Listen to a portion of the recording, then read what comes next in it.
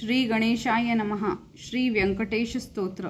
व्यंकटेशो वासुदेवः प्रद्युम्नो मितविक्रम संकर्षण अनिरुद्ध च शेषाद्रिपतिरेव च जनार्दन पद्मनाभो व्यंकटाचलवासिन सृष्टिकर्ता जगन्नाथो माधवो भक्तवत्सलः गोविन्दो गोपति कृष्णा केशवो गरुडध्वज वराहो वामनश्चैव नारायण अधोक्षज श्रीधरं पुण्डरीकाक्ष सर्वदेवस्तुतो हरि श्रीनृसिंह महासिंह सूत्राकार पुरातना रमानाथो महाभर्ता मधुरं पुरुषोत्तम चोलपुत्र प्रिय शान्तो ब्रह्मदीनावरप्रदा श्रीनिधि सर्वभूतानां भयकृद भयनाशनः श्रीराम रामभद्रश्च भवबन्धैकमोचक भूतावासो गिरावास श्रीनिवास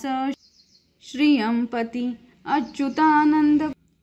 अच्युतानंद गोविंदो विष्णुर्वेंकटनायक सर्वदैवेक शरणं सर्वदैवेकदैवतं समस्तदेवकवचं सर्वदेवशिखामणि इतिदं कीर्तिदयस्य विष्णोरमिततेजसः त्रिकालेयं पठे नित्यं पापं तस्य न विद्यते राजद्वारे पठेद् घोरे संग्रामे रिपुसंकटे भूतसर्पपिशाचादि भयं नास्ति कदाचन अपुत्रो लभते पुत्रान् निर्धनो धनवान् भवेत् रोगार्तो मुच्यते रोगात् बद्धो मुच्येत बन्धनात् यद्यद्दिष्टतं लोके तत्प्राप्नोत्यं संशयः ऐश्वर्यं राजसम्मानं भुक्तिमुक्तिफलप्रदम् विष्णोर्लोकैकसोपानं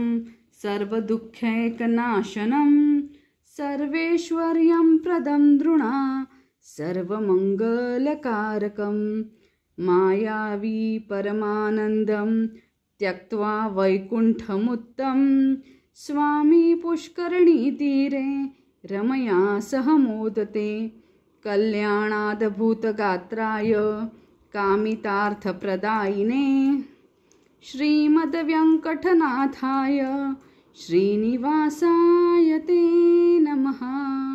श्रीनिवासाय ते नमः। श्रीनिवासाय ते नमः। व्यंकटरमण गोविंदा।